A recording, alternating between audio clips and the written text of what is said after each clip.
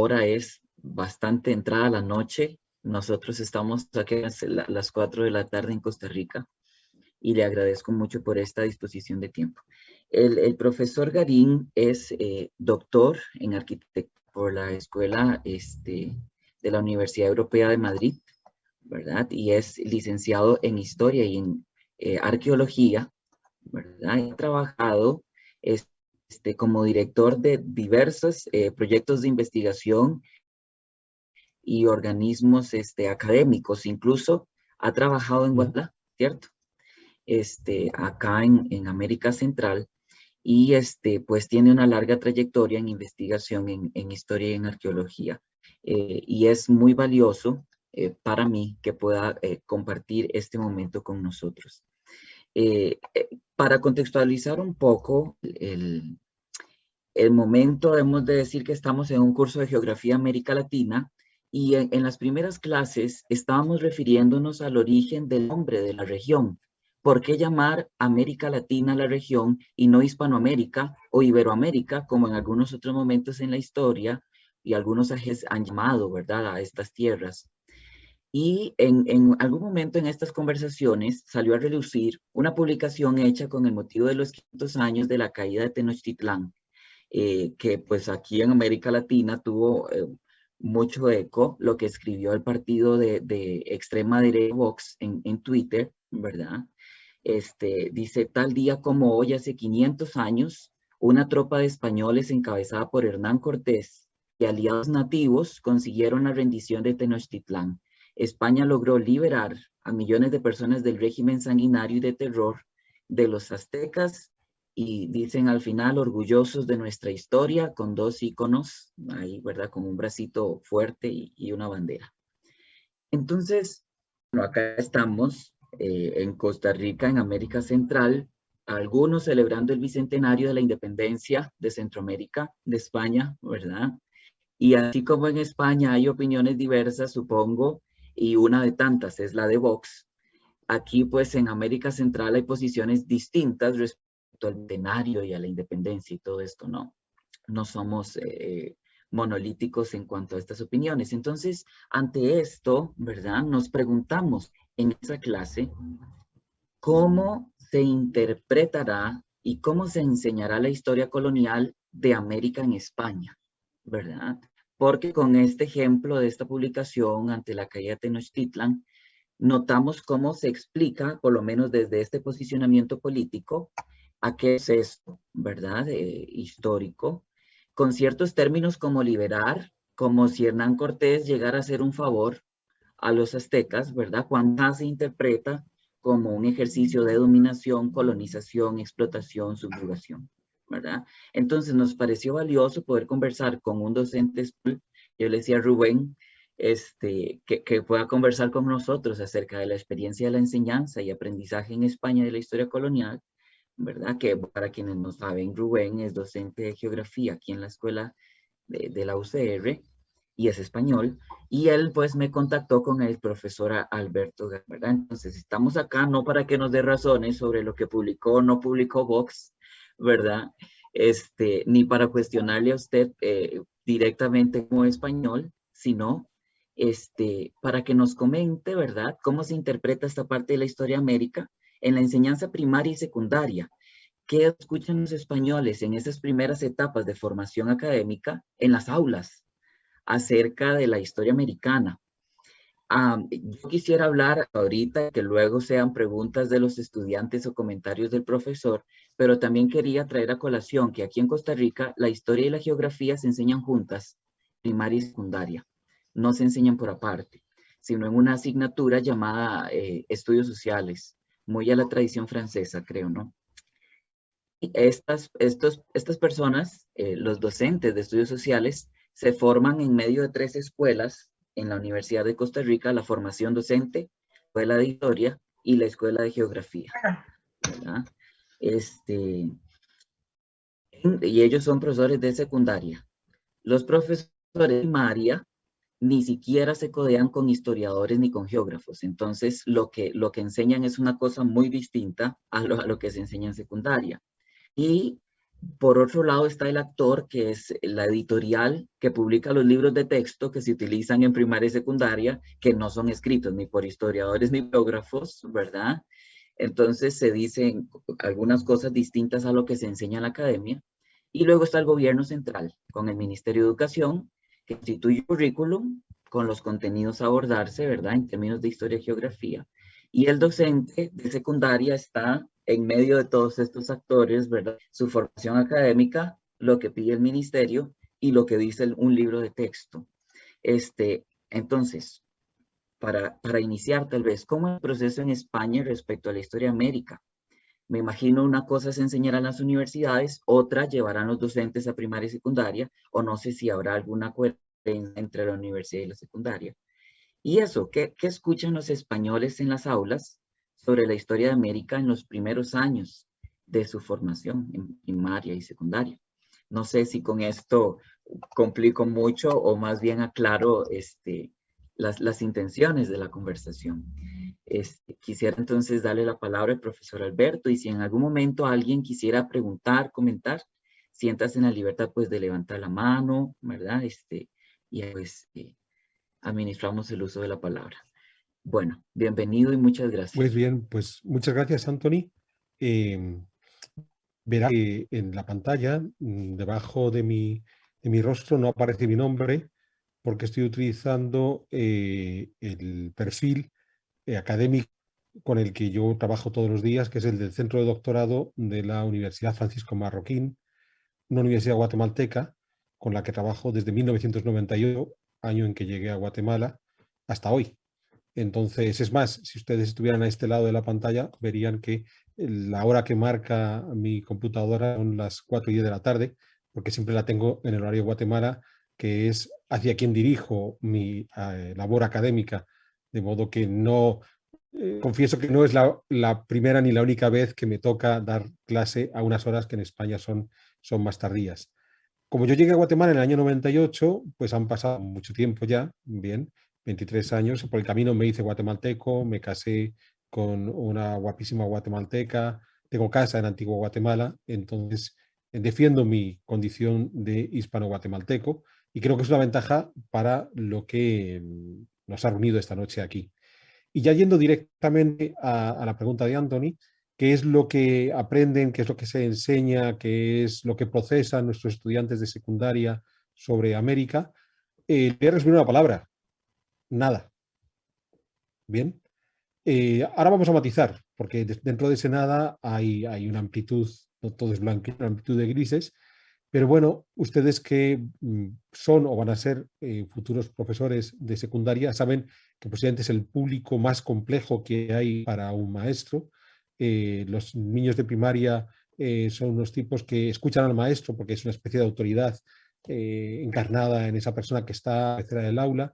Cuando uno llega a la universidad, estudia en la universidad porque desea seguir formándose, pero hay un periodo intermedio complicado para las vivencias de cada uno de nosotros como adolescentes, que es la secundaria, donde yo alguna vez he sido profesor de secundaria, conozco bien de lo que hablo, tienen muchísimas más prioridades nuestros estudiantes que van más allá de lo que nosotros podamos dar en el aula. Y si además tenemos que competir con otras asignaturas que puedan ser más atractivas, y por ejemplo, cuando yo era profesor de secundaria, es cuando se está desarrollando todo el mundo de la computación, el uso de las computadoras y demás, pues claro, eh, querer competir con mis pobres clases de historia, a mis colegas que daban clases de computación, o porque, qué sé yo, las clases de inglés, entonces que los estudiantes podían ver las películas en versión original, pues en efecto yo hacía el mejor de mis esfuerzos. Soy consciente de que probablemente más allá de alguna anécdota, la mayor parte de mis estudiantes retenían poco porque no estoy en sus prioridades. Con esto ya les doy dos malas noticias. Uno, que los saben poco de la historia de América, porque la mayor parte de la historia que tiene un español es la que aprenden en el colegio, en la educación formal. En la educación formal se da poca historia de América y sobre todo en secundaria, que es cuando menos atención prestan los historiadores. Y dos, que ustedes como futuros docentes de secundaria van a tener una vida muy dura. Entonces, no les aseguro una vida feliz y exitosa, pero sí tremendamente reconfortante porque a la larga, cuando uno da clases de secundaria, cuando consigue captar la atención de los estudiantes, es maravilloso. Entonces, ¿no se da nada? Bueno, en realidad sí que se da. La secundaria en España está organizada en dos etapas. hay una primera etapa que es la educación secundaria obligatoria, ESO, que comienza a los 12 años y que dura 4 años hasta los 16. Y después hay 2 años de bachillerato, que ya no es obligatorio, que suelen ser para aquellas personas que van a ir encaminadas hacia la universidad. Entonces hay un primero y un segundo de bachillerato. Y a lo largo de esos años hay unas asignaturas que comienzan llamándose, igual que en Costa Rica, ciencias sociales, igual que en sus estudios sociales, y que para cuarto de la ESO y bachillerato ya se convierte en una cosa llamada geografía e historia.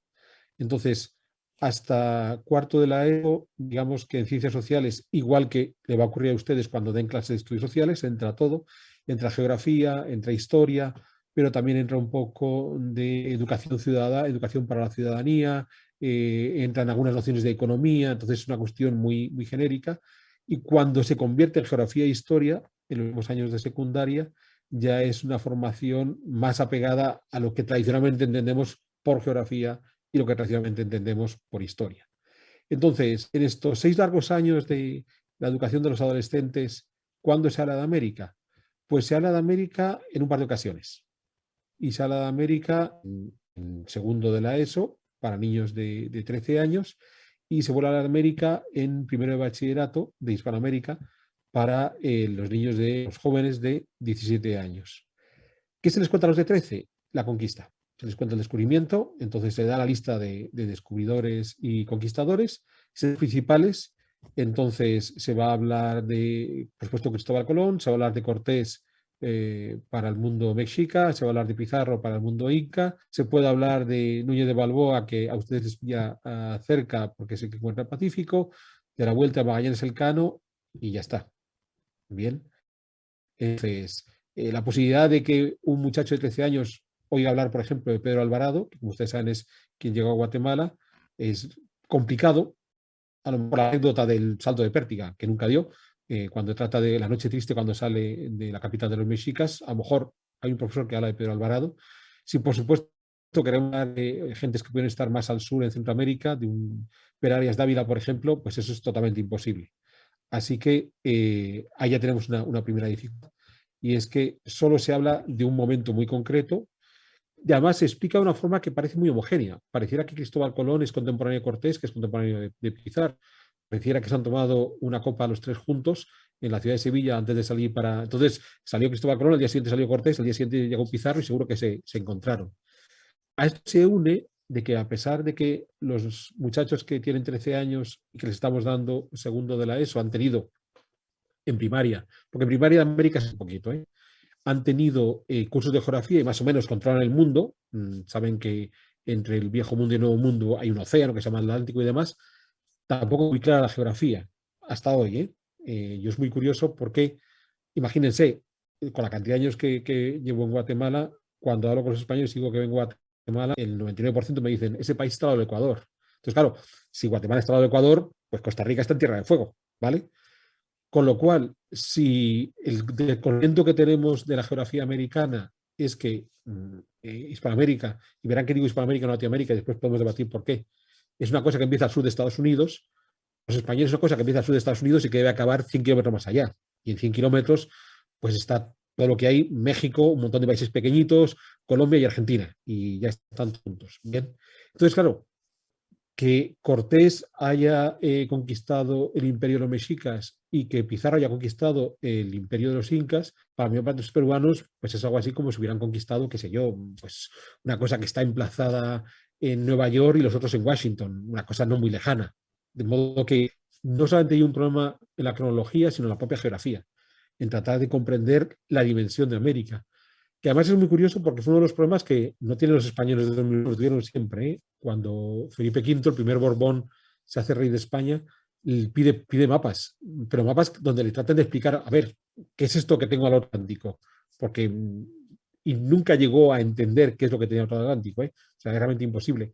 Yo hay un ejercicio que siempre hago con los españoles cuando trabajo con ellos, es que digo, vosotros sabéis que si agarráis Argentina y la colocáis sobre Europa, Argentina empieza en Escocia y termina en el estrecho de Gibraltar.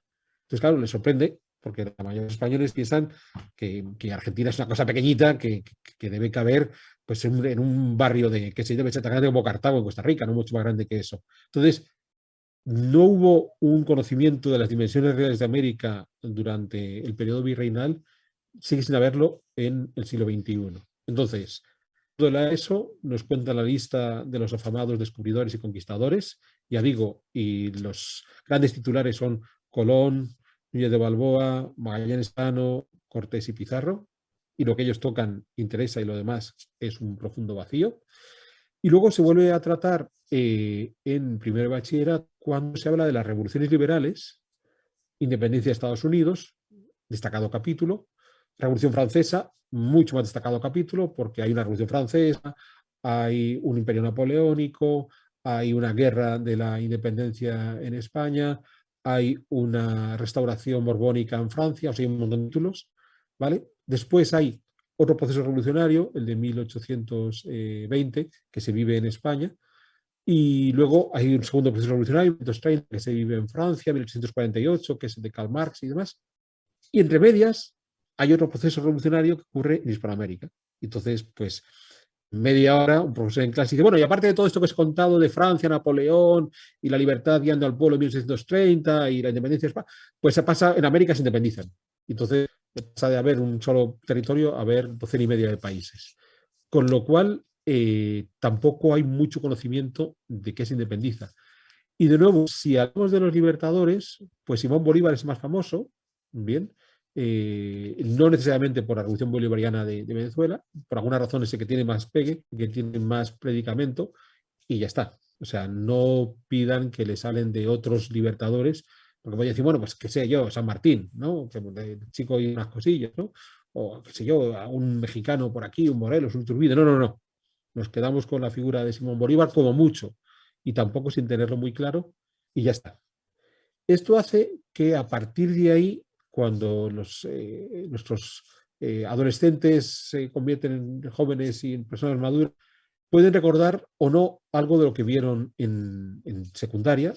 Con un poco de tino, pues sabrán que existe Centroamérica y Sudamérica, la mayor parte de las veces no. Entonces, piensen que hay un apelativo, hay una forma peyorativa de llamar a los sudamericanos en España, que son los sudacas, ¿no? Por sudamericanos. Entonces, claro, para la mayoría de españoles un sudaca es por igual un mexicano que un argentino que un costarricense. Y entonces, claro, es absurdo porque no todos están en Sudamérica, pero eso no lo entienden. Entonces, primer fallo, no se conoce la geografía. Y a partir de ahí, insisto, lo más que llegan a controlar son Cristóbal Colón, Cortés y Pizarro. En mi generación, más aún, porque hubo billetes donde aparecían las caras de Cortés y Pizarro, con lo cual al menos ahí hubo un imaginario que se creó de, mira, pues son los señores que nos han puesto el billete y quién serán estos, porque los tenemos ahí, pero no mucho más allá. Entonces hay una clara ignorancia del mundo hispanoamericano, incluso hasta hoy, pero una ignorancia que además choca con la propia realidad social de España, de la España de 2021, donde desde hace 20 años ha habido una importante inmigración de hispanoamericanos llegado a España. Quizás de partida la comunidad primera que desembarcó de forma importante fueron dominicanos de la República Dominicana, una gran comunidad de ecuatorianos y después hay de todas partes. Pero los dominicanos y ecuatorianos eran mayoritarios. Lo curioso está en que para los españoles, o sea, no ven una pinche diferencia entre un mexicano, un argentino, un colombiano, un dominicano o un ecuatoriano, ¿vale? Era muy simpático porque yo recuerdo en alguna estación donde teníamos trabajadores ecuatorianos y peruanos. Entonces, para la mayor parte de los españoles, pues eran pues, sudacas y debían ser primos. Además, es posible que a lo mejor hasta vivieran cerca el uno del otro.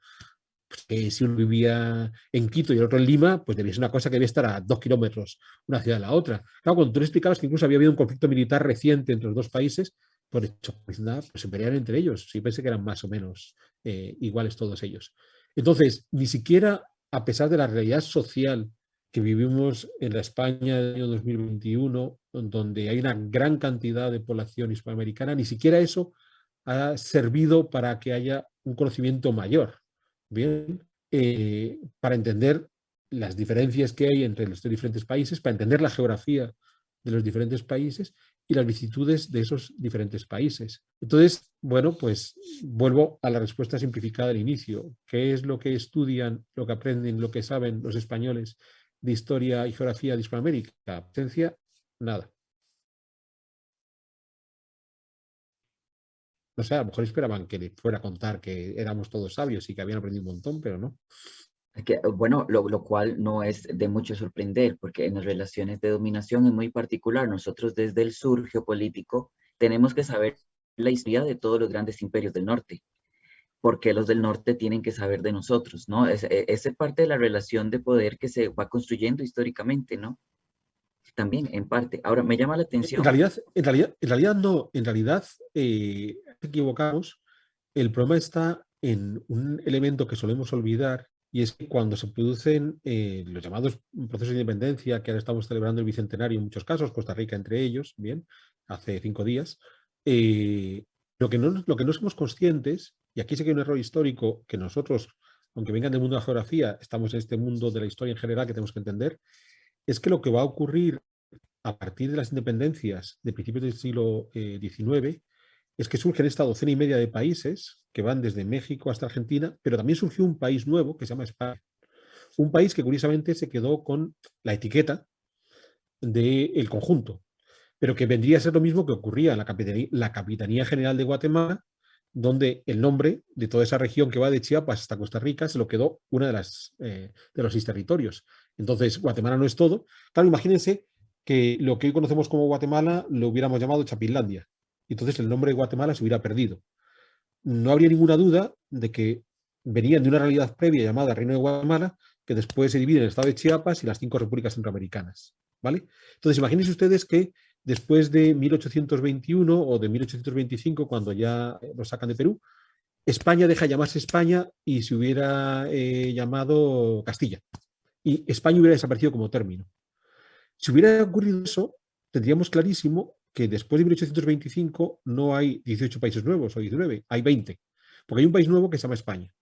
Porque es un país que existe como hoy conocemos España hasta la fecha en la que se descompone la monarquía hispánica. Entonces, de la misma forma que hubo que crear una identidad propia de México, de Guatemala, de Nicaragua, de Honduras, de Costa Rica, hubo que crear una identidad propia de España. Entonces, hubo que partir de cero.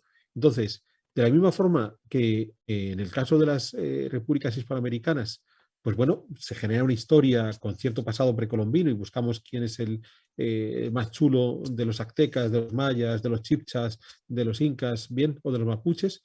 Lo mismo se hace en España, buscando quién es el más chulo de los íberos o de los celtas, ¿vale?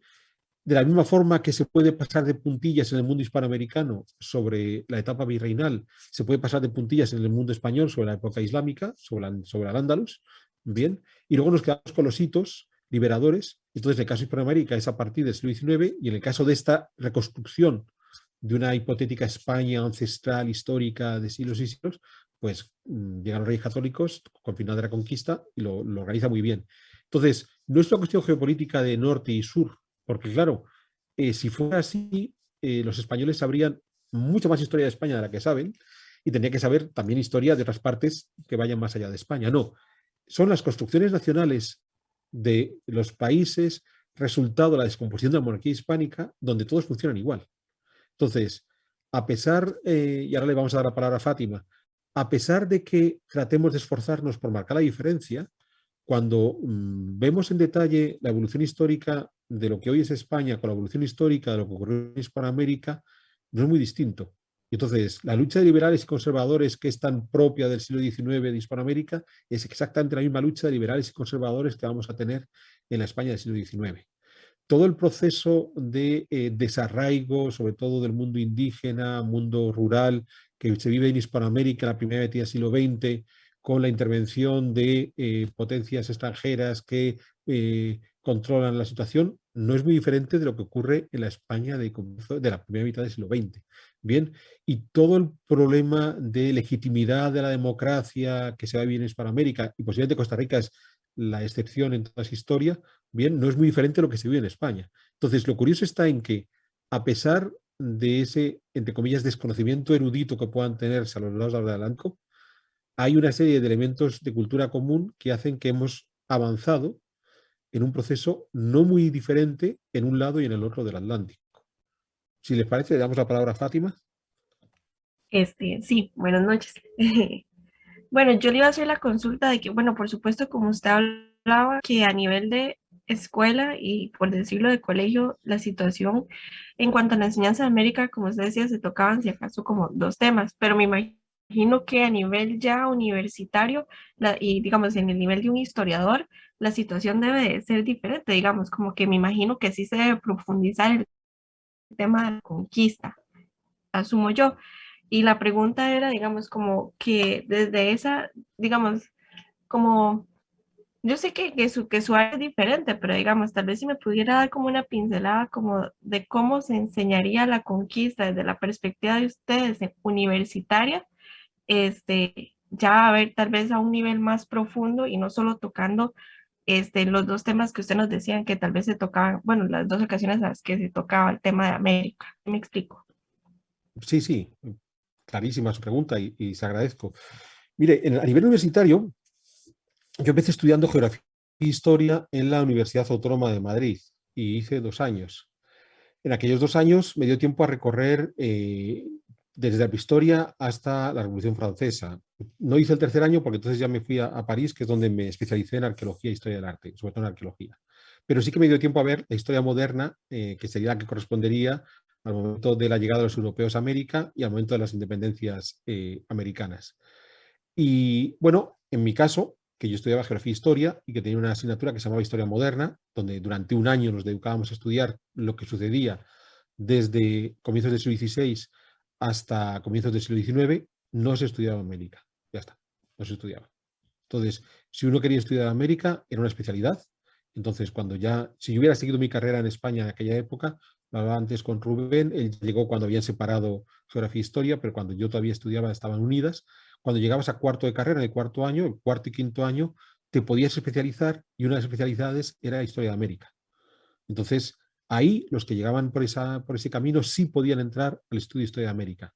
Pero antes de eso, no veíamos historia de América. Sorprendentemente, o sea, nosotros que íbamos a ser los futuros profesores, en muchos casos de instituto, en algunos casos de universidad, en otros podíamos ser los escritores de esos libros de los que se refería antes Anthony, que van a ser los manuales para los institutos, no se nos daba historia de América. Era un tema que quedaba excluido. Pero es más, si yo girara mi cámara y les mostrara las enciclopedias que utilicé en aquella época, porque como yo tengo cierta edad, pues llegué tarde a Internet y tenía que leerme los libros. Entonces, las historias que tengo, las historias de España o las historias universales que utilicé, la historia de América era un apartado, bien explicado, con un grado de detalle muy interesante, pero era un anexo. Entonces, yo podía hacer toda la historia universal, desde la prehistoria, Mesopotamia, Egipto, incluso Mohenjo-Daro, las culturas neolíticas de China, hasta llegar a la Segunda Guerra Mundial o, qué sé yo, a la descolonización de África y demás, sin tocar América. América, desde Alaska hasta Tierra del Fuego, o sea, no estoy hablando solamente de Hispanoamérica. Y luego, todas estas enciclopedias siempre tenían un anexo final donde era la historia en América. Entonces yo ya sí podía tranquilamente agarrar el anexo y ponerme a estudiar qué había pasado en América desde que llegaron los hombres hace 15.000 años a la actualidad. Entonces, ni siquiera en la Facultad de Geografía e Historia, y creo que hasta hoy que hemos ido a peor, y en eso Rubén tenía razón, porque nos sectorizaron. Entonces, hoy eres licenciado en Historia, o licenciado en Historia del Arte, o licenciado en Arqueología, o licenciado en Geografía, ni siquiera ahí había ese conocimiento. ¿Cómo se enseñaría la conquista y demás? Pues supongo que dependerá de cada profesor. O sea, yo puedo explicar como puedo querer explicarlo yo, pero eso significa que lo que yo haga para explicarlo sea lo que vayan a utilizar la mayor parte de mis colegas, porque la mayor parte de mis colegas van a utilizar el libro de texto al que se refería antes Anthony. Entonces, lo que sí puedo contarles es cómo se crea un libro de texto en España. Entonces, los libros de texto de España, digo que son matemáticas, historia, lengua, filosofía, se ajustan a programaciones políticas. O sea, hay un marco legislativo que establece lo que se tiene que explicar en cada año y dentro de ese marco legislativo se desarrollan los programas.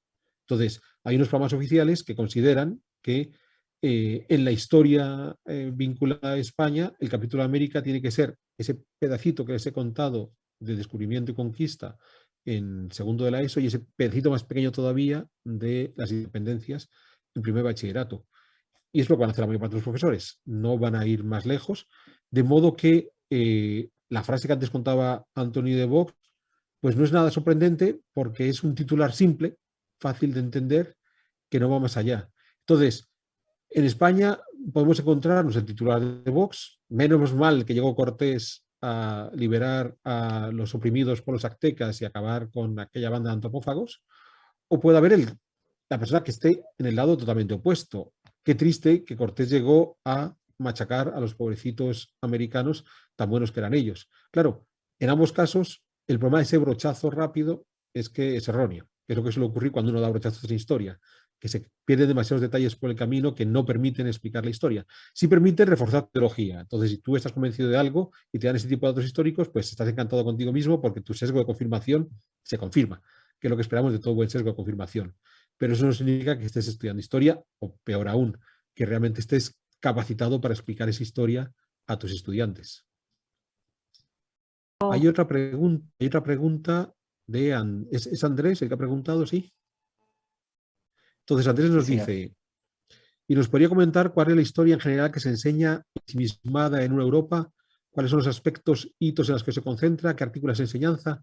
Pues bueno, la respuesta es fácil, no es muy diferente de la historia que se puede enseñar en Guatemala, que la conozco bien, la que se enseña en los sitios de Guatemala, o la que se puede enseñar, que la conozco peor, pero ustedes me dirán si es cierto, en Costa Rica. Son historias nacionalistas. Entonces, el eje de cualquier enseñanza de historia es el país en el que uno se encuentra. Y como buenas historias nacionalistas, pues están llenas de exageraciones favorables al Estado-nación que alberga esa historia y sobre todo de anacronismos. Bien, anacronismos, España romana. ¿Pero cómo España romana? O sea, había una cosa que se llamaba Hispania, que era un territorio geográfico que abarcaba la península ibérica, equivalente a la península ibérica, y que en la actualidad está ocupada al menos por 4 países. Bien, España, Portugal, Andorra y la Gran Bretaña por Gibraltar. Entonces, claro, cuando uno encuentra un libro que se llama España romana, pues los lectores esperan que les van a explicar la historia de un supuesto territorio, España, que en el año 200 antes de Cristo, 212 cuando llegan los escipiones, era equivalente a la España actual. Pues es un disparate. O sea, estamos hablando de una realidad histórica totalmente diferente. O sea, hay una España levantina con un contacto continuado con el Mediterráneo, que tiene una larga tradición. Joder, que Cádiz lo fundaron hace 3000 años, ¿no? Este tipo de cosas, aunque Cádiz ya esté mirando al Atlántico. Y hay una España interior y que era hacia el Atlántico, en las regiones de Castilla, Galicia, Asturias, el norte de Portugal, que tiene unas vicisitudes completamente diferentes. Entonces, que uno se encuentre un libro de España romana y que haya un autor que sea capaz de explicar la España romana como un todo común y que considere que la realidad histórica de la actual Galicia pueda ser equiparable a la realidad histórica de Andalucía de Valencia, pues es un disparate. Esa es la forma que tenemos de explicar, pero que insisto, que es lo que va a ocurrir. O sea, es muy simpático en Guatemala cuando hablamos, ¿no?, de la Guatemala maya. ¿Cómo? Que los mayas que hicieron Tikal en el siglo V sabían dónde iba a estar la frontera de la República de Guatemala y entonces cuando llegaban ahí a Tapachula, oye, esto ya no es maya, a partir de aquí estos son otra gente. O cuando llegaban a Copán, oh, no, Copayos son hondureños. Entonces, esto seguro que no son mayas auténticos, porque que sepan ustedes que dentro de 1500 años esto va a estar en otro país, así que lo de Copán no me sirve. Entonces, el problema que tenemos es que da igual en qué país nos encontremos, vamos a dar historias nacionalistas. Y en esas historias nacionalistas meteremos en el cesto aquellas otras historias que consideramos que refuerzan nuestra nación. Un ejemplo muy rápido en el caso de España. Uno de los problemas que tenían en el mundo español, en la historia española, hasta el siglo XIX, es que no había un vínculo fuerte previo al Imperio Romano con el resto de Europa. Entonces, quedaba claro que hay unas culturas prerromanas en España, básicamente los íberos, que han dejado su huella hasta hoy, porque la compañía aérea española más conocida se llama Iberia, como los íberos. Bien, entonces, no había ninguna duda de que los íberos estaban en España, porque además era el nombre que habían dado al territorio. Cuando de nuevo los escipiones desembarcan a finales del siglo III a.C., se encuentra con un río que es el Ebro, el río Íbero, ¿vale? El Ebro. O sea que queda clarísimo, esto lo que hay es un montón de íberos. Pues claro, ¿estos íberos de dónde vienen?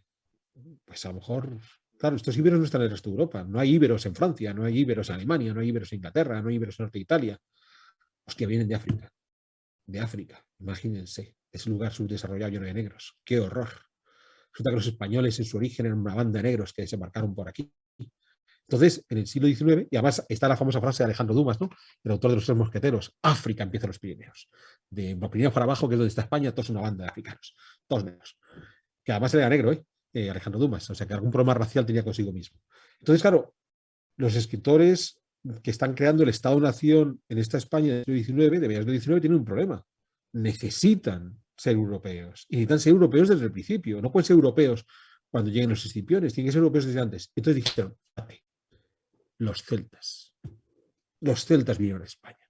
Entonces vamos a encontrar en los manuales de historia de España, de esa historia del mundo prerromano español, un pueblo que son los celtas. Claro, hay alguien que te dice, no, pero es que hay un problema porque estaban los íberos, no importa, se juntaron y formaron los celtíberos. Todo esto que estoy contando van a encontrar ustedes no docenas, van a encontrar miles de historiadores que van a dar su vida por defender la historia de los celtas y de los celtíberos. Como yo estudié en Francia, era muy divertido porque cuando uno estudiaba la cultura de los celtas en Francia, estaba clarísimo que es una cultura en esas regiones, en esa gran llanura que une Francia con Alemania, esa que los alemanes a la guerra mundial atraviesan a la carrera, ¿de acuerdo? Ahí se desarrollan los celtas, es la cultura de la TEN, con unos registros arqueológicos muy específicos, muy claros. Pero oye, encontrar celtas en el sur de Francia es complicadísimo. O sea, en la zona de Toulouse, en la zona de Marsella, celtas no hay. Pero mágicamente los tíos saltaron, ¿vale? Aquella pértiga que después utilizó Alvarado en Tenochtitlán, y se pegaron un salto desde el Valle del Loira hasta el Valle del Duero y desembarcaron en España. Espectacular. Hicieron un salto en metros y se plantaron en el centro de la península ibérica. Esa contradicción, pues importa un comino. Miren, señores, yo quiero ser europeo, yo meto los celtas a martillazos en la historia de Europa, y como pueden saber, hasta tenemos un equipo de fútbol, que a veces juega la primera división, que se llama el Celta de Vigo. Bien, la demostración absoluta de que había celtas en España. Hasta un equipo de fútbol de primera división tiene el nombre de los celtas. Así se construye la historia, a golpe de disfrazar el pasado de la forma más atractiva posible, de crear leyendas, de meter anacronismos y sobre todo defender un modelo de historia nacionalista. Pero que insisto, es la que ustedes tienen posiblemente en Costa Rica, aquí estoy equivocando, bien, pero sí que sé que es la que hay en Guatemala. Entonces, lo de Guatemala es divertidísimo, porque claro, España es 500.000 de kilómetros cuadrados, por lo cual es fácil que alguna cultura pues esté desarrollada solamente dentro de España, ¿vale? Pero como Guatemala son 100.000 kilómetros cuadrados, pues es muy fácil que cualquier cultura se les haga de las fronteras en cualquier momento. Entonces ahí es donde está el lío. Porque claro, la cultura precolombina por esencia de Guatemala son los mayas. Ostras, estos canallas que empiezan ahí en Tabasco y terminan en El Salvador. Joder, qué perra de salirse de las fronteras de Guatemala, o la Guatemala virreinal, que empieza en Chiapas y termina con ustedes en Costa Rica. Qué horror. Las cosas no se encajan dentro del discurso nacionalista, pero lo hacemos encajar. Me llama la atención que prevalece el término Hispanoamérica. ¿Es de uso general en España para referirse a esta parte de América, Hispanoamérica, más que, bueno, América Latina nunca lo has mencionado? No, lo utilizo yo y 4 gatos más. Por lo general, casi todo el mundo habla de Latinoamérica o América Latina. ¿Por qué no utilizo Latinoamérica? Es por la misma razón que ustedes, cuando piensan en Latinoamérica, porque a ver, tenemos clarísimo que es Latinoamérica. Son los países de América donde las lenguas derivadas del latín, ¿vale? Entonces, claro, son todos los países donde hablan español, es Brasil, donde hablan portugués, es Haití, donde hablan francés, y otras de las pequeñas Antillas donde también pueden hablar francés. ¿Cuántos de ustedes, cuando hablan de Latinoamérica, incluyen a Canadá? Porque si son los países donde hablan lenguas derivadas del latín, Canadá es Latinoamérica. El francés es lengua oficial en Canadá. Y hay un estado de Canadá donde todos hablan francés. Entonces, si ustedes me juran ahora aquí, por Snoopy, cuando hablan de Latinoamérica, incluyen el Canadá, y tienen clarísimo que Canadá está en Latinoamérica, yo digo Latinoamérica. Pero si ustedes no incluyen a Canadá en Latinoamérica, el término ya no me sirve. Porque hay un país de habla latina que ustedes no están incluyendo. Y además, el más grande de toda América. Así que si no me agrada, el término Latinoamérica no me sirve. Están sacando al país más grande con lengua latina del continente americano. Es una cosa mía, ¿eh? Ahora, ustedes utilizan Latinoamérica con otro concepto, ¿vale? Pero entonces déjense de la paja de los países donde hablamos idiomas derivados del latín, porque no están incluyendo a Canadá. ¿O lo incluyen? A ver, que alguno me diga que lo incluye. Levante la mano el que diga que incluye a Canadá sin pecar a Latinoamérica. A ver, en la cara ahora. Pues ya está. Desde hoy tiene que dejarlo de Latinoamérica. No me sirve. Más preguntas. Em, yo iba a hacer la misma pregunta que acaba de hacer Anthony con respecto a Hispanoamérica. Y bueno, usted ya mencionó que se enseña lo mínimo de América en general. Yo ya traía preparadas unas cuantas preguntas. Claramente eliminó por completo con ese, pero yo quería saber lo poquito que se enseña acerca de América, si se enseña algo de América precolombina o si ven los nombres de las civilizaciones y ahí quedamos, tanto a Sí, nivel secundario como de universidad también, porque, bueno, bueno, la historia de América precolombina es bastante extensa, ¿verdad? Incluso aquí en secundaria se enseña muy poquito. Entonces me gustaría saber si existe algún tipo al respecto, no sé, aunque sea un curso de la universidad o algo por el estilo. de hecho, yo estaba pensando, perdón, en la persona indígena, siquiera si es mencionada, Sí. ¿no? Porque en medio de esta historia de conquistadores, los que llegaron hacia acá, ¿con quiénes se encontraron? En eso estaba pensando ahora, siquiera si se menciona, ¿no? Bien, para responder a Jennifer, cuando se habla del descubrimiento y conquista, en esencia se habla de las dos grandes culturas, las que estaban Cortés y Pizarro, aztecas e incas, bien, mexicas e incas. No es que se entre en un desarrollo importante, más ahí hay una contradicción curiosa, primero porque, por ejemplo, faltaría la otra gran cultura precolombina que son los mayas, ¿de acuerdo? Pero todo porque queda la sensación de que los mexicas y los incas son los tipos que llegaron a América en el famoso salto del estrecho de Bering hace 15.000 años y son los mismos. O sea, es difícil que los españoles entiendan que los aztecas eran los tipos que llevaban controlando el territorio 150 años y que antes de ellos hubo otra gran cantidad de culturas. Bien, claro, cuando un turista español desembarca en México y se encuentra Teotihuacán, dice, ¿y estos quiénes son? O sea, este cacho de ciudad con estas pirámides de la luna, ¿estos tíos quiénes son? ¿Vale? Y claro, hacerles entender que son gentes que ocupan el territorio mucho antes de los aztecas, que incluso esta gente ha entrado ya en crisis, hay un largo proceso de crisis entre la desaparición del Imperio de Teotihuacán y la llegada de los mexicas. Todo esto para el pobre turista español colapsa y dice, joder, bastante es duro es tener que aprender a decir Tenochtitlán y Teotihuacán para que encima me digan que son cosas diferentes y con periodos distintos. Entonces, solo se habla del mundo azteca, solo se habla del mundo inca, porque está vinculado directamente a Cortés y a Pizarro. Por el contrario, cuando se estudia en la universidad, en la especialidad, ahí se puede entrar en muchos más detalles, ¿vale? Con todo, a la hora de explicarlo, creo que hay un problema, y a lo mejor con esto me voy a ganar la enemistad de todos ustedes. Y es que cuando hacemos un estudio del mundo, me da igual que estemos hablando del mundo precolombino, que de la antigüedad, en el mundo mediterráneo, en Próximo Oriente o en Lejano Oriente, lo hacemos a partir de un criterio relativamente objetivo y algo que es el tecnológico. O sea, qué cantidad de tecnología emplea una cultura y a partir de ahí, pues decimos en qué fase de evolución tecnológica se encuentra. Eso no significa que sean ni más bueno, ni más malo, ni más guapo, ni más feo, ni más listo, ni más tontos. Sencillamente que sé utilizar los metales, los hago por fusión en uso de metales, los hago por fundición, que es un paso más, y lo que eso me significa, ¿no? Entonces, recolecto y cazo, o ya sé cultivar la tierra y por mis animales. Entonces, ¿estoy en el paleolítico o estoy en el neolítico?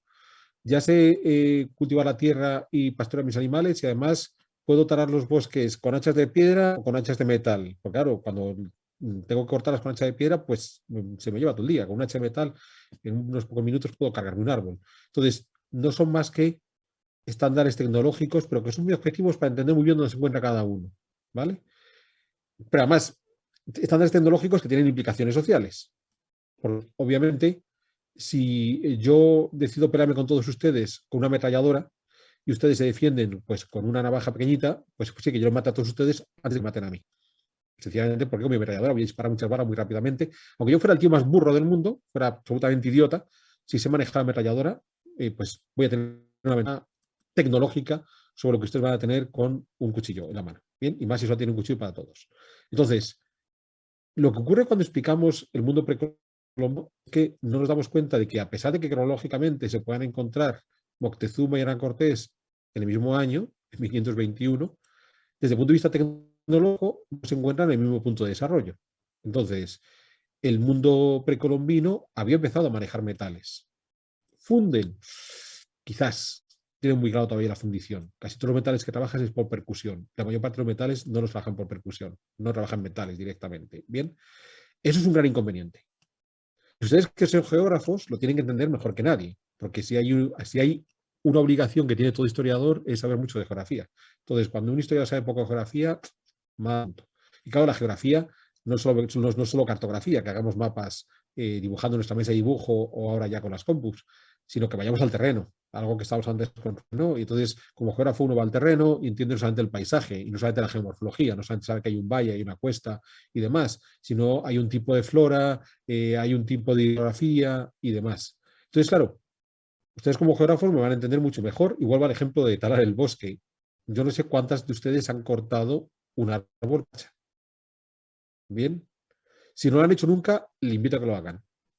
Invito a que hagan el corte del árbol con un hacha, con su hoja de metal, hagan con una sierra dentada, que lo hagan con una sierra mecánica, de estas que una arranca echándole combustible, o que lo hagan con una hacha de piedra. Claro, la posibilidad que yo tengo de talar un bosque con mi sierra mecánica a la que tenía un tipo de paleolítico con su hacha de piedra también es muy superior. Puedo cultivar mayor, puedo talar mayor cantidad de terreno, puedo sacar más partido de la madera que estoy talando, puedo cultivar mayor cantidad de espacio que el pobre hombre que va con hacha de piedra. Y eso que el hombre de hacha de piedra puede ser el más inteligente del mundo, puede tener una espiritualidad espectacular, puede tener un corazón bondadoso como ninguno, y yo puedo ser un auténtico sinvergüenza, pero tengo una sierra mecánica. Entonces, hay que entender que el mundo precolombino se encontraba en esa fase, no vamos a decir del neolítico, pero sí del final del neolítico, antes de la edad de los metales, eso que llamamos mesolítico, es ahí donde se encuentra ese mundo precolombino. ¿Cuántas veces les explican a ustedes que aztecas, incas, mayas y demás culturas precolombinas eran culturas esencialmente neolíticas y las más avanzadas tecnológicamente mesolíticas? Claro, ya no vamos a hablar de los pieles rojas de Estados Unidos, porque estos están todavía en el paleolítico, ¿bien? Estos casi nunca cultivan, se dedican todavía a la recolección y la caza. Pues bueno, no es que en España no entendamos cómo es el mundo precolombino, es que tampoco cuando se explica el mundo precolombino en Hispanoamérica lo van a explicar de una forma correcta, porque hay una especie de orgullo patrio de decir, no, nosotros, bueno, es que los mayas conocían el cero y los romanos no. Y, primero, era un cero posicional, no era un cero algebraico. O sea que el posicional es que, bueno, cuando no hay nada hay un cero, pero no utilizan el cero para el cálculo, que es lo que van a hacer los indios árabes cuando lo incluyen en el álgebra. O sea que un cero posicional tampoco es que sea un gran salto cualitativo en las matemáticas, ¿vale? Y segundo, perfecto, te felicito, señor Maya, que sabe usted manejar el cero posicional. ¿Eso significa algo? O sea, eso es un salto cualitativo hacia un... No, es que el calendario maya era espectacular en el control. Hostia, pues como todos los pueblos neolíticos, o sea, si hay calendarios precisos en la historia de la humanidad, son los calendarios de las culturas neolíticas.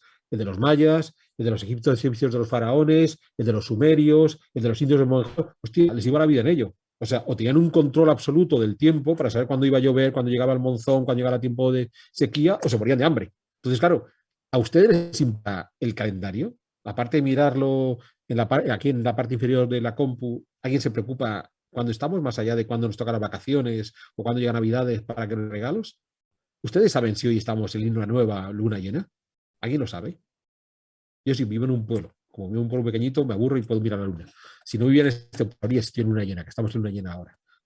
Bien, o sea, a nosotros hoy nos importa un comino el calendario, porque nuestra vida no depende de los ciclos agrícolas, que dependen de los ciclos solares. Cuando tenemos que comprar comida, vamos al supermercado y lo compramos. A las culturas neolíticas les iba la vida en ello. Y les iba la vida en ello porque si yo tengo un hierro, tengo un arado de hierro, a lo mejor puedo profundizar un poco más en la tierra y aunque ese año llueva menos, aunque ese año el calor sea menos, como he metido la semillita un poco más profunda gracias a mi arado de hierro, puedo sobrevivir. Cuando soy un neolítico, que tengo un arado de piedra que me va a entrar 5 centímetros en la tierra y nada más, hostia, como me equivoco en el ciclo del sol, como no me dé cuenta que ya llega la lluvia y no haya metido la semilla a tiempo, me voy a morir de hambre. Los calendarios son perfectos. Les va la vida en ello. Pero es perfecto el de los mayas, insisto, el de los egipcios, de los faraones, el de los sumerios, el de los de Mohenjo-Daro, todos son perfectos. Eso es lo propio de cualquier política. De modo que, si enseñamos mal el mundo precolombino en España, no se preocupen, que tampoco nos enseñamos muy bien en América. Bueno, yo tuve la suerte de que cuando llevé mi curso de América precolombina, lo llevé con Eliseth Peñíguez, no sé si sabe quién es, pero es una eminencia en el campo de historia colonial, ¿verdad? Historia de América precolombina, etc. Entonces, sí hubieron muchas conversaciones al respecto de esto, porque sí es verdad que mayas, incas, aztecas no tenían tal vez un nivel de tecnología tan avanzado como el que se tenía en Europa en este periodo. Entonces estamos haciendo aquí una comparación injusta.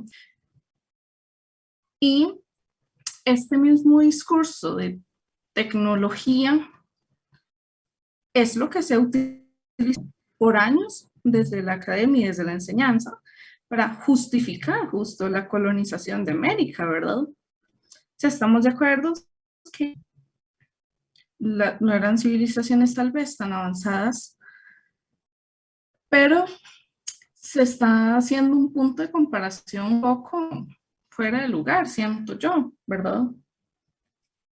Y sí considero que se ha usado mucho como justificación de por qué los españoles colonizaron México como si fueran nada.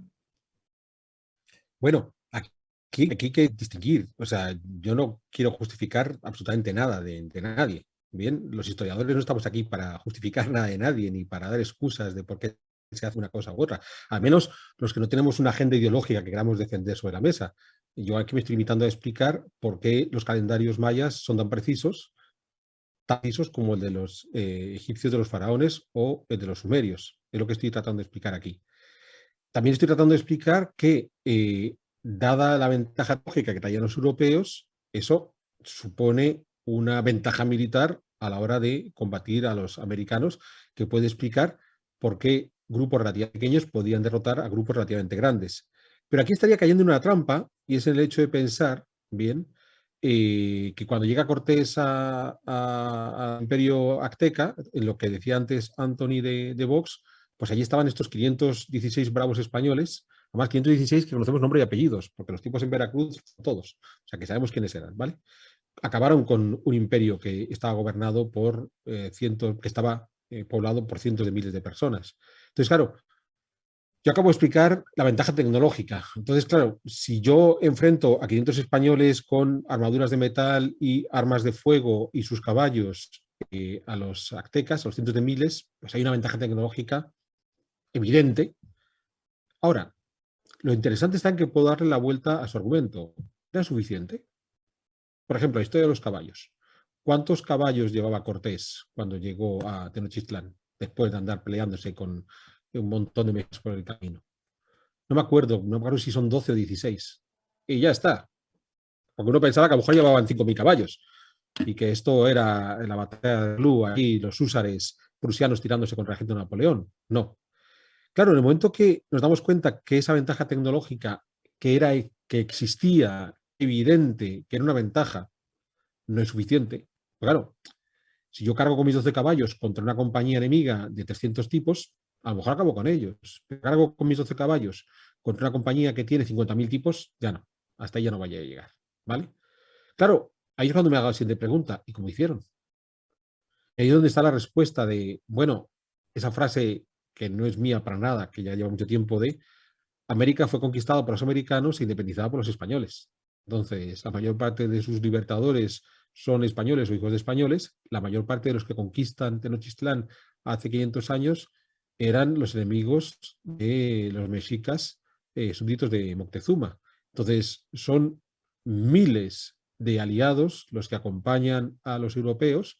Además, tiendo a decir europeos porque algunos sí venían de España, de lo que geográficamente en aquella época se consideraba España, que es en la actualidad Portugal y España. Bien, pero había otros que no venían de España, gente que venía de Italia o de los Países Bajos o que podía venir de Francia, entonces mejor europeos. Entonces, claro, a los cientos de europeos que vinieron con Cortés se unieron miles y miles y miles de aliados naturales de América. Ahí es donde estaban, los más famosos son los tlacastecas, pero no son los únicos, ¿no? Están los cholutecas, están los poquecholtecas y demás, que incluso después continuaron, porque cuando Pedro Alvarado es enviado a Guatemala para que deje de hacer muladas en México, como mete la pata, que es lo habitual de Pedro Alvarado, su hermano Jorge tiene que acudir con sus aliados mexicanos, ¿no? Con los que llamaban en las fuentes los indios amigos. Claro, esto no estoy justificando nada. Les estoy diciendo, señores, México fue conquistado por los enemigos de los aztecas, mayoritariamente americanos. Ya está.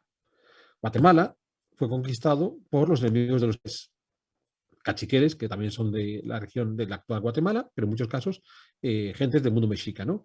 Había cholutecas, tlacastecas y sobre todo cuauhquechas. Es un dato histórico. Entonces, ¿quiénes son los que hacen todas las perrerías? Pues los 500 españoles y los miles y miles de tlacastecas que andaban a la par de los españoles. ¿Quiénes son los que consiguen el estatus de conquistador? Los 500 españoles y los miles y miles de tlacastecas que estaban a la par. El estatus de conquistador, ¿eh?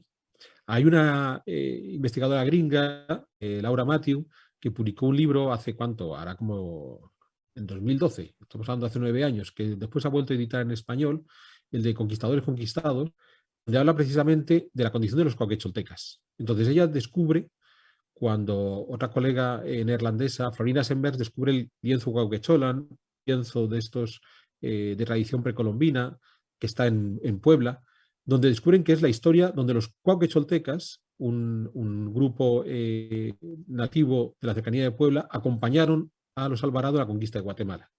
Entonces, Laura Matthews hace la siguiente pregunta. Vale.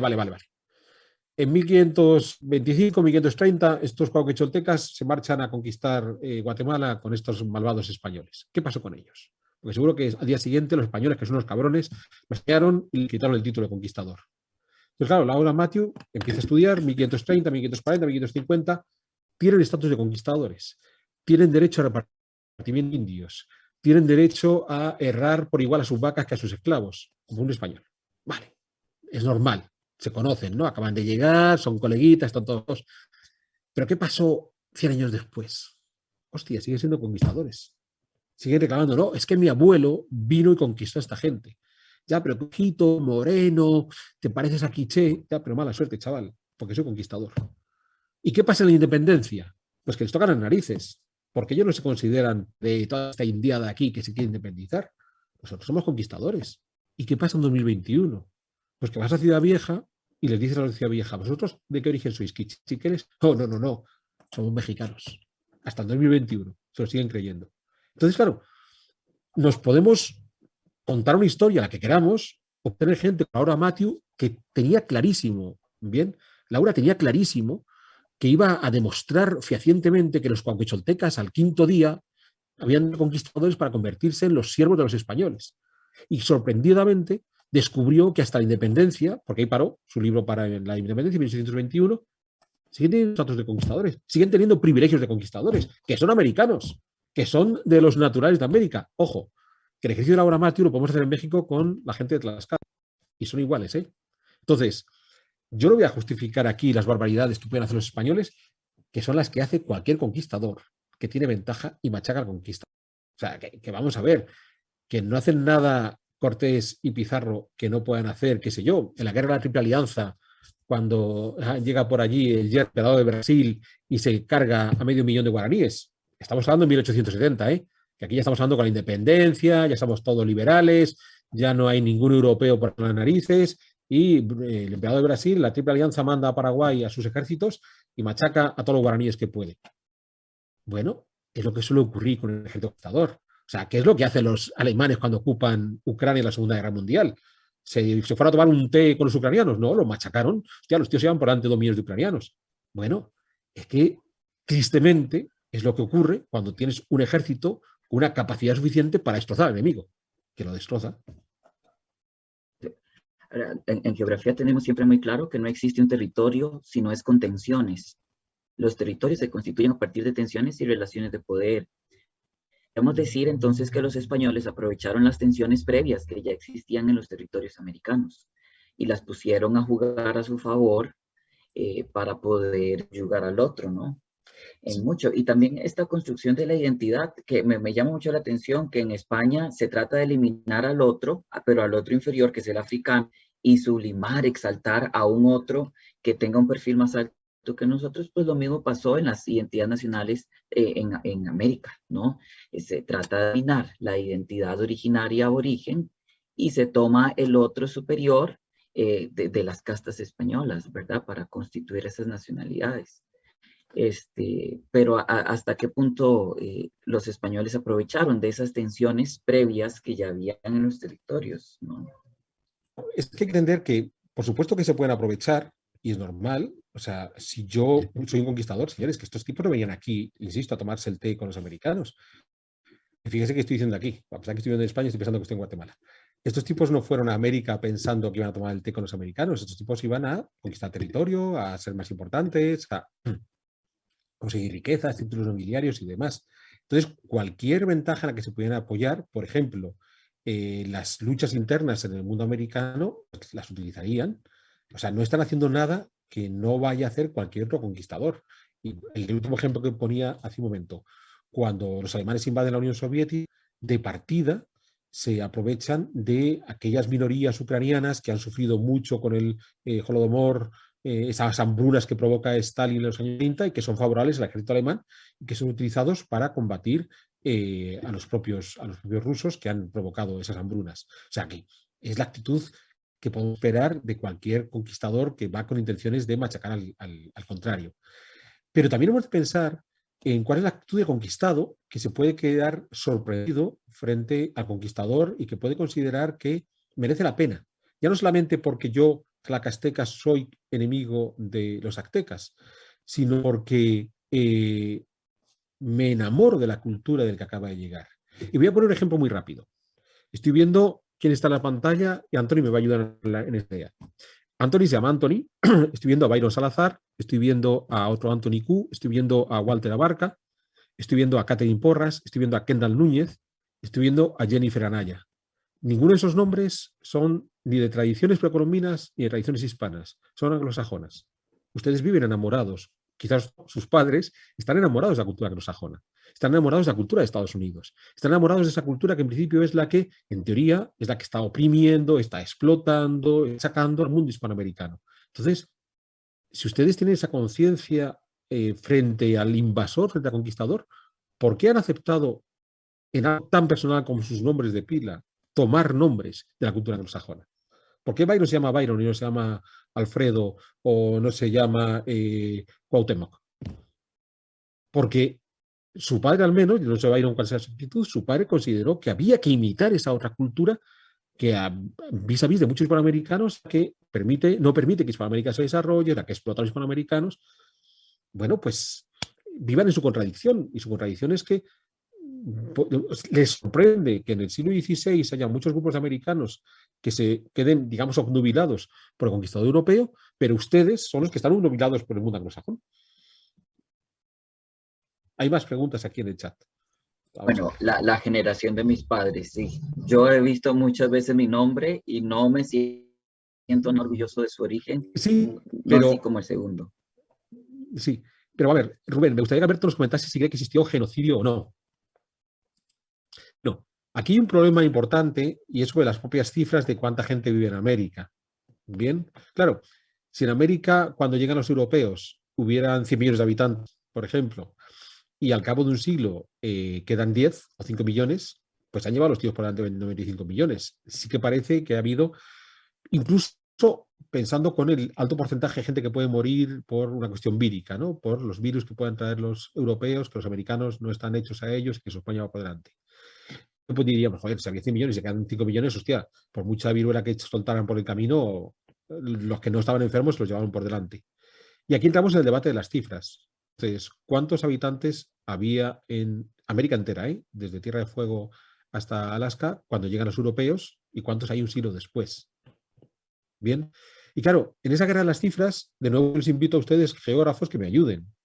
Porque claro, pensemos que cuando los europeos llegan a América, y el término europeo aquí es lo más oportuno, Europa debe tener, y hay las cifras más o menos también contabilizadas, en torno a unos 100 millones de habitantes. Claro, Europa es mucho más pequeña que América.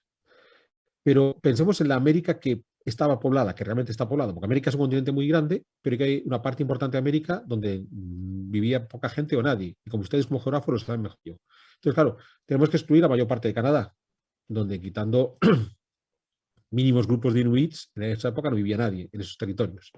Tenemos que eliminar, en Centroamérica, la mayor parte de la costa que mira hacia el Caribe, que son estas selvas insufribles. Pero incluso la costa del Pacífico tampoco es que sea mucho más agradable. Tenemos que eliminar también una buena parte de las selvas en el área del Amazonas. Tenemos que eliminar, qué sé yo, el Chaco entre Bolivia y Paraguay. Entonces empezamos a eliminar territorios, vemos que la cantidad de espacio real donde podemos colocar a los habitantes cuando llegaron los europeos a América es mucho menor que el que nos da el mapa. O sea, el mapa da un continente gigantesco, que lo es, pero empezamos a decir la cantidad de espacio ya no está tan lejos del mundo europeo. Pero claro, cuando pensamos en Europa con sus 100 millones de habitantes, tenemos que pensar en las grandes ciudades europeas. O sea, para meter 100 millones de personas en un territorio como Europa, muchas tienen que vivir muy concentradas en determinados sitios, ¿vale? Entonces, para 100 millones de habitantes en Europa tenemos que encontrarnos 20, 30, 40 grandes ciudades. Ciudades que puedan albergar fácilmente medio millón de tipos, ¿vale? Y en Europa, 500 las hay. Entonces, hay medio millón de tíos en Constantinopla o en Nápoles. Hay unos cuantos cientos de miles en un París o en un Sevilla. Tiene algunos menos, ¿vale? Entonces, claro, para una población, ya digo, es un cálculo que para los geógrafos es mucho más fácil que para mí, para un continente como el europeo y una población de millones, o tenemos una cantidad importante de grandes ciudades de más de 100.000 habitantes y algunas de medio millón, o no hay sitio suficiente para meter en un mundo preindustrial con las condiciones agrícolas que tenía Europa tanta gente. Claro, ese ejercicio hay que hacerlo en América. Si había 100 millones de habitantes, como lo van a decir los partidarios del genocidio, necesitamos tener esa media docena de ciudades. O sea, necesitamos tener la Constantinopla, el Nápoles, el Milán, la Sevilla y el París. Claro, ¿cuántas grandes ciudades hay en América? Grandes ciudades, o sea, no me digan ciudades porque había 4 tíos viviendo juntos. ¿Cuántas grandes ciudades hay en América cuando llegan los europeos? Pues quitando Tenochtitlán y quitando el Cusco en el Inca, no hay muchas grandes ciudades, ¿eh? Y estas son las dos mayores, las que podían tener mayor cantidad de habitantes. ¿Medio millón? Pues de nuevo, yo les invito a ustedes que me digan dónde meten medio millón en el lago de Tenochtitlán. No entran tantos, ¿eh? Va a estar la cosa dura. O en el Cusco, les entra medio millón. O sea, podemos equiparar Cusco o Tenochtitlán con Nápoles o con Constantinopla, por extensión, ¿eh? Para meter a toda esa gente. Claro, tenemos 2, pero es que en Europa tenemos 6 de medio millón, ¿vale? Y sí, Nápoles, Milán, Sevilla, París. ¿Dónde están las otras 4 en América? Y luego están las de segundo nivel, las de 100.000, 200.000, ¿de acuerdo? O sea, ¿dónde está Valencia? ¿Dónde está Roma? ¿Dónde está la Florencia? ¿Dónde está Londres? ¿Dónde están en América? Me las tienen que dar. Además, una ciudad de 100.000 habitantes no es una cosa pequeña, no es que diga, para marchar y dejar la ciudad abandonada. Hostia, eran 100.000 tíos. O sea, tienen que dejar casas, tienen que dejar drenajes, tienen que dejar cementerios, tienen que dejar basureros. O sea, que eso no desaparece un día para otro. Entonces, claro, el problema está en que la famosa cifra de los 100 billones para provocar el genocidio, pues no me entran, no los encuentro. O sea, o ustedes me dan el listado de ciudades o no los encuentro. Claro, Kreber, ecólogo de Berkeley, calculaba en torno a 8 millones. A lo mejor se queda corto, pero no debió quedarse muy corto. Entonces, claro, si Kreber se quedó corto, pero a lo mejor en lugar de 8 millones son 10 los que viven a América y a principios del siglo XVII, para 1600, quedan 6 millones, pues sí que me encajan ya las cifras de la viruela, mortandad en el Caribe por los trabajos forzados, los propios conflictos armados, bien, algunos procesos de hambruna que pudo darse en algunos contextos. Pero ahí ya no cabe el genocidio, porque puedo explicar, que no justificar, por qué puedo pasar de 10 millones a 6 millones. Claro, pasar de 100 millones a 6 millones es imposible. ¿O hay un genocidio o no lo hay?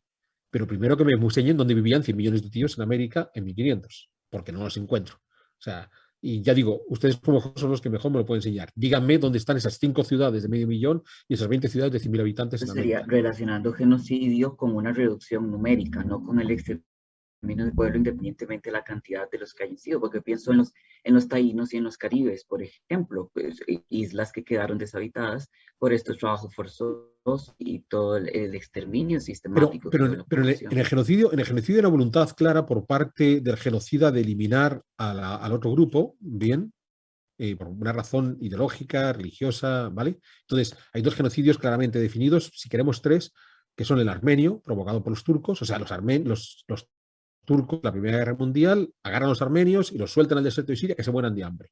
O sea, se llevan a 500.000 de tíos y los sueltan en un desierto. ¡Hala! Buscar la vida. ¿Os habéis muerto? Mala suerte. Está de los judíos por parte de los nazis, agarro a 5 millones de judíos, los llevo a las cámaras de gas y los gaseo, ¿vale? Y luego tenemos el caso de los hutus y los tutsis, donde en 15 días me llevo por delante 80.000 tíos porque son de la etnia contraria y los macheteo. Claro, si yo paso de 100 millones a 6 millones, puedo encontrarme por ahí a un nazi o a un turco suelto, machacando sistemáticamente al otro para eliminarle. Pero si no es ese salto, decimos, ¿qué ocurre con los habitantes del Caribe? Pues claro, los habitantes del Caribe, el primer impacto son el problema vírico. El segundo impacto son los trabajos forzados. ¿Los quería matar? No, hombre, no, que van a querer matarlos. Si son la mano de obra barata, joder, he llegado aquí, no pensaba que iba a encontrarme un montón de oro y de plata y no he encontrado nada y resulta que tengo que trabajar como un desgraciado como yo en Castilla. Bueno, pues por lo menos tengo esclavos para hacerles trabajar. Hostia, se me han muerto. Cachilamar. Vaya negocio. Entonces, claro, ¿cómo van a querer matarlos? Si es un negocio. Entonces, hay una intención manifiesta por parte de los habitantes europeos que ocupan las islas del Caribe de acabar con los caribes. No, hombre, si es la única fuente de negocio que tienen, si se me mueren, pues la hemos jodido. O sea, existe esa voluntad manifiesta que sí encontramos en el régimen turco contra los armenios o que sí encontramos en la Alemania nazi contra los judíos. De nuevo, un salto de 100 millones a 6 millones, a lo mejor tengo que preguntármelo. Dice, hostia, aquí ya lo de la explicación vírica y los conflictos y los trabajos forzados, a lo mejor no, aquí sí que los estaban gastando a lo bestia, a lo mejor aquí sí que los ha mandado ahí al Chaco a que se mueran todos de hambre. Pero cuando manejo las cifras que manejo, pues puedo entender perfectamente procesos como el de los caribes, sabiendo que su intención no es eliminarlos, porque es la única fuente de riqueza que han encontrado. O sea, estos tipos se han cruzado el Atlántico pensando que se van a encontrar la tierra de las especias, que les va a hacer riquísimos. Pensemos en el Cano cuando desembarca con sus docena de colegas en Sevilla, son multimillonarios, traen el barco lleno de especias. Y ellos no los encuentran, solo tienen que hacer producción agrícola con mano de obra esclava. Si se me mueren los esclavos, sería como decir, no, es que los del sur de Estados Unidos eran genocidas porque se morían los esclavos. Pues en efecto, los trataban mal, les hacían trabajos forzados, eran auténticos canallas con ellos. Pero hombre, si se me acaba el esclavo, se me acaban. Entonces, no, yo no tengo una intención manifiesta de acabar con mi esclavo. Maltratarlo todo lo que pueda, explotarlo todo lo que pueda, pero matarlo no, coño, que es mi fuente de ingresos. ¿Y cómo llamarlo entonces? ¿Un sistema de explotación sostenido en el proceso de colonización? Esclavismo puro y duro. Aquí, Manuel, una pregunta. Sí, vamos a verla. Me queda la duda, por ejemplo, con muchas de las iglesias de América, como la de Canadá, que recientemente salieron noticias que bajo la Iglesia Católica el pueblo evidencia de estos niños indígenas. Creo que hay evidencia clara que se ha borrado con el tiempo. Pues bueno, puesto que hay evidencias que se van a borrar con el tiempo, no disponemos de todas las fuentes arqueológicas que podamos reunir. Entonces, sí he seguido con detalle el caso de este mundo indígena maltratado por la Iglesia Católica, no solo por la Iglesia Católica, pero la Iglesia Católica es la única que ha dado la cara en Canadá. Los demás todavía no han dado la cara. Y eso ha llevado evidencias. Pero claro, mi pregunta era, si había 100 millones de americanos en América cuando llegan los europeos en 1500, ¿dónde están las ciudades de 100 millones de americanos? Entonces, claro, esa evidencia no se puede destruir. A ver si lo entendemos, si echamos realistas. ¿De acuerdo? Entonces, yo que he hecho excavaciones arqueológicas. Calat al-Arabat, que era una ciudad que existía entre Córdoba y Toledo, que sabemos por Gimerrada, que está la batalla de las naves de Tolosa, que antes de atacar las naves de Tolosa pasan por esta ciudad, ¿no? Que hoy se llama Calatrava la Vieja. Y entonces Jiménez Cisneros dice, pues había una fortificación, tenían 5 torres, 2 pentagonales, la ciudad era gigantesca, había miles de tíos. Y los peleamos y matamos a todos los que pudimos. Claro, con esa crónica histórica uno tiene que decir, hombre, pues me está dando muchos detalles. En algún sitio tiene que estar la ciudad. Si ustedes visitan Calatrava la Vieja y dicen, pues sí, está la ciudad. Grande, inmensa, gigantesca. Allí, en la meseta del Guadiana, a la par del río Guadiana, hay una gigantesca ciudad con las torres y demás, cubierta, con el paso del tiempo y demás. Ahí está el testimonio. O sea, ostras, que los tíos dicen que se cargaron unos cuantos, no miles, pero unos cuantos cientos, y hay una ciudad donde podía estar esta gente. Entonces, insisto, para meter 100 millones de personas en 1500 necesito esa media ciudad, esa media docena de ciudades de medio millón y esas 20 ciudades de 100.000 habitantes. Me las tienen que enseñar.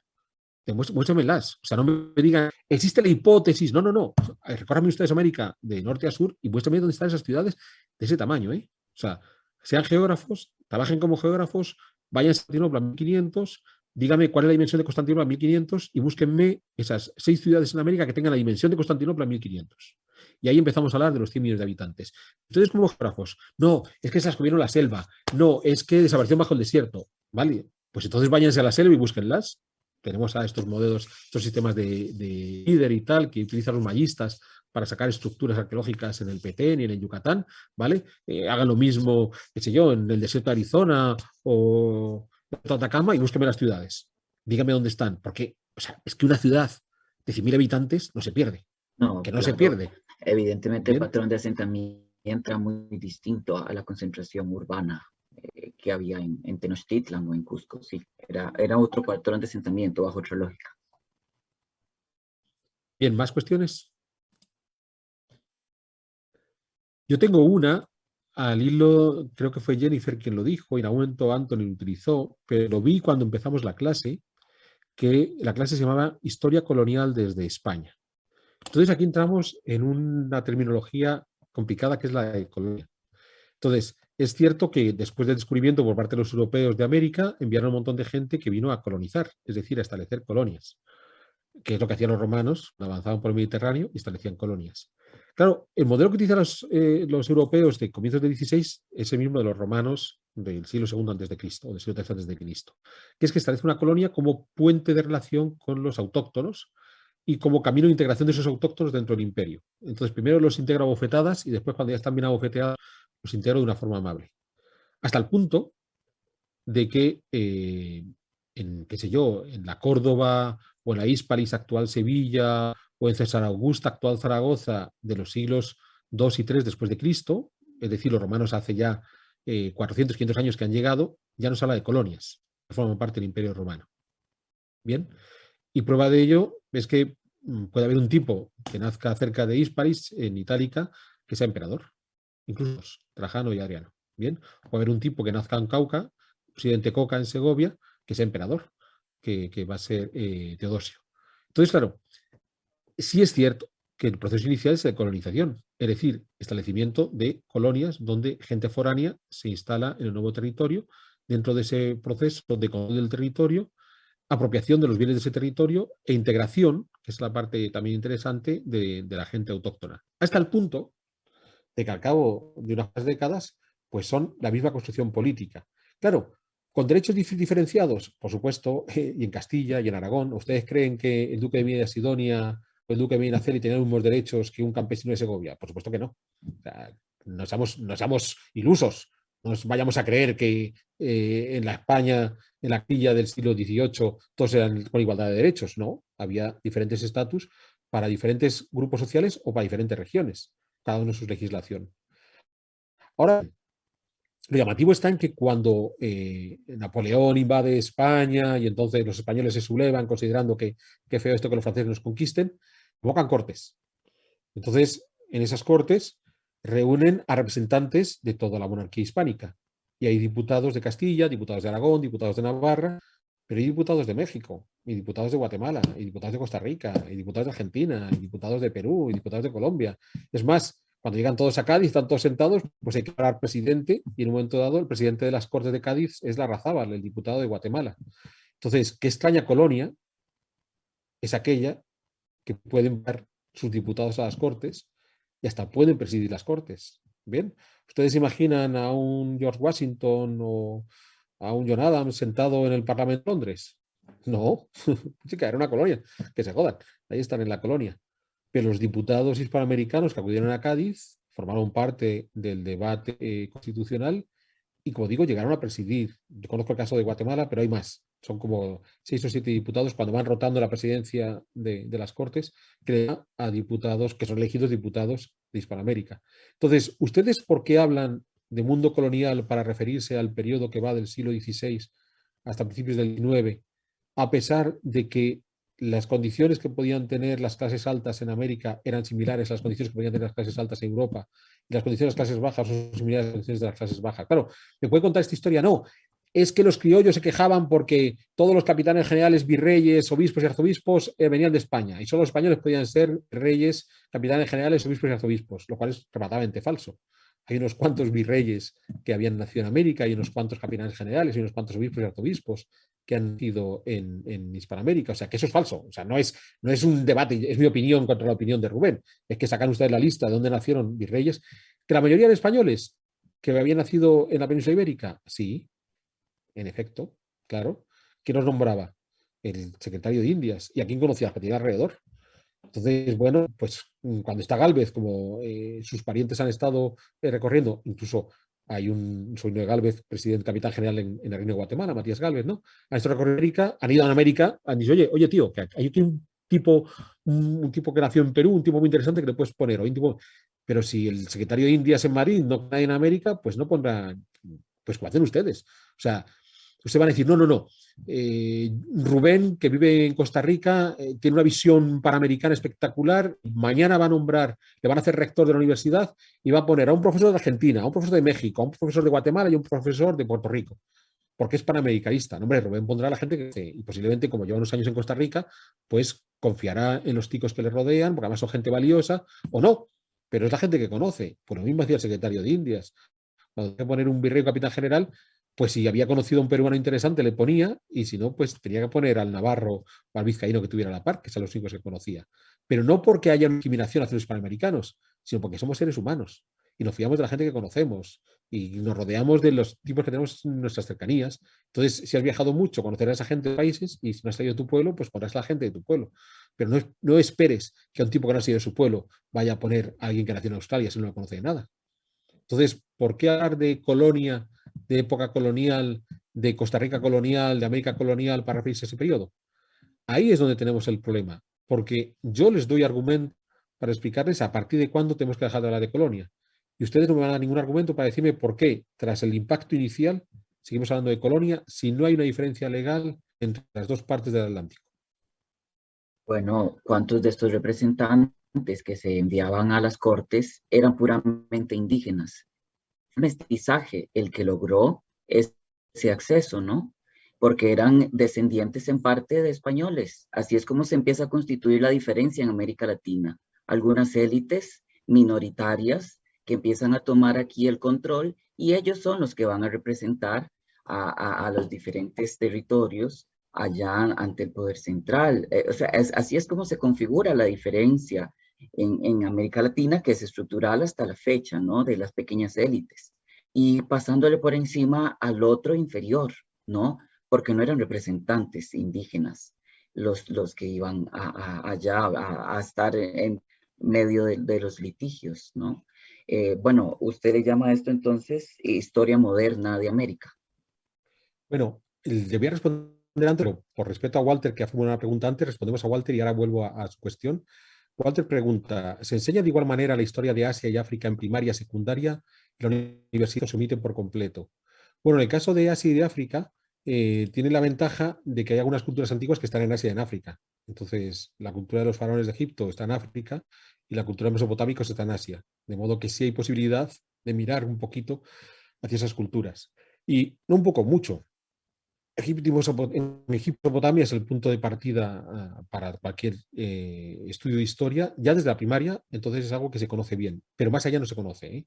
Entonces, la historia de África fuera del mundo egipcio no se estudia en absoluto.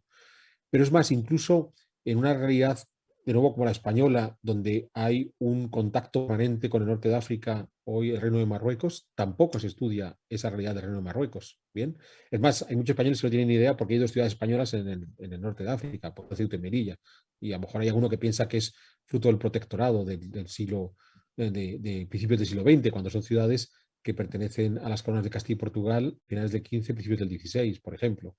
Y el mundo asiático, fuera de esas referencias primeras hacia Mesopotamia o a los persas en relación con el mundo griego, después nos olvidamos, no se estudia.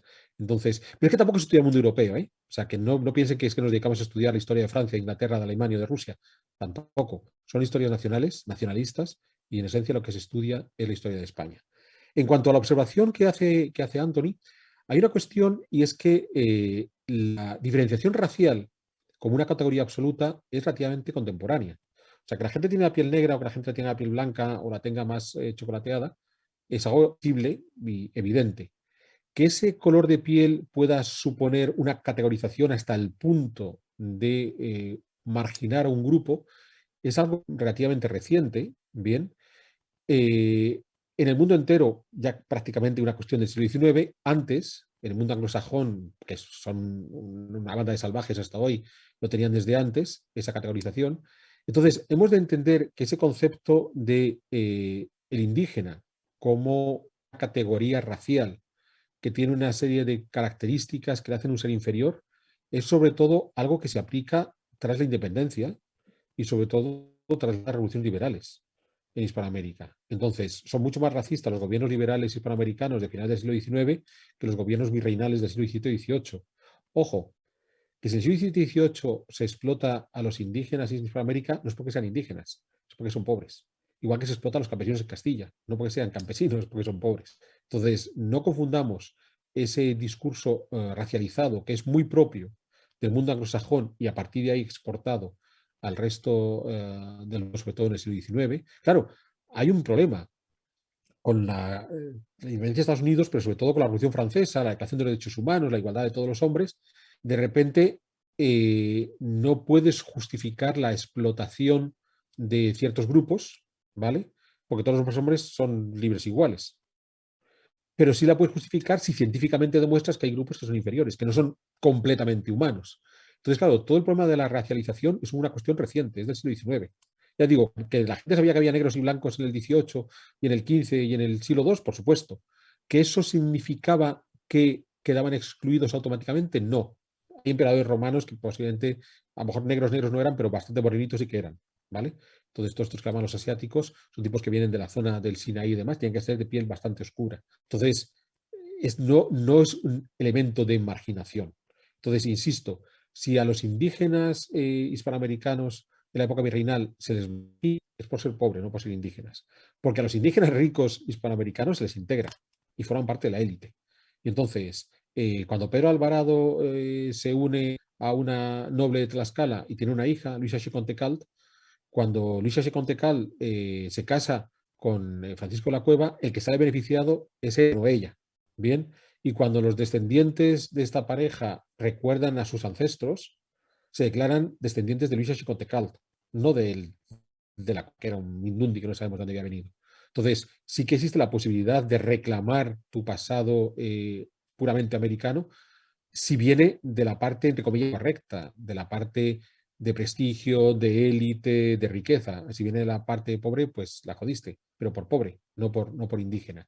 Pero eso se añade otro elemento, que de nuevo, como la racialización es una característica desarrollada ya en el siglo XIX y no antes, el mundo hispanoamericano virreinal es terriblemente mestizo, ¿vale? Entonces, claro, esa búsqueda de razas puras, esa obsesión del mundo anglosajón trasladada al resto del mundo en el siglo XIX, pues es una obsesión, pero no va mucho más allá.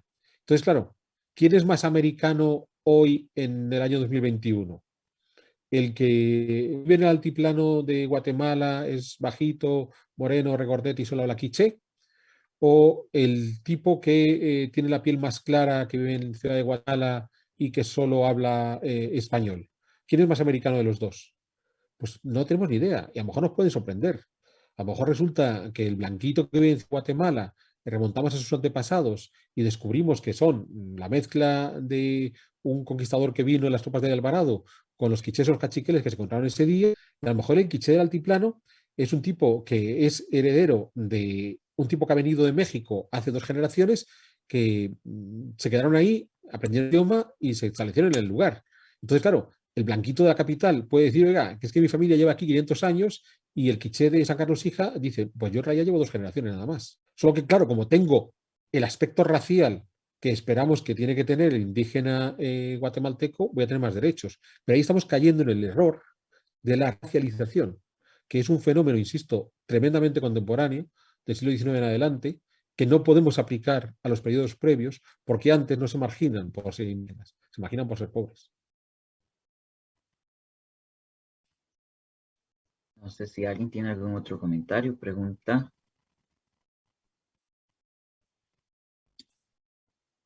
Vamos.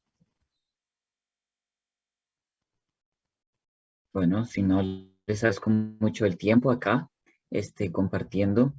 Gracias, Alberto, por este tiempo de compartir y de problematizar estas perspectivas, ¿no? Sobre lo ocurrido en tiempos pasados acá en América. Bueno, no sé, ¿estamos? Pues muchas gracias a ustedes por invitarme, por sus preguntas muy provocativas, que me han exigido realmente esforzarme en tratar de explicar qué es lo que puedo conocer sobre cómo se enseña la historia de América en España. Y de nuevo, muchísimas gracias por su invitación. Buenas noches, que pueda descansar muy bien. Y buenas tardes acá por si tienen más cursos ahora en la noche. Saludos. Muy bien. Recording stopped.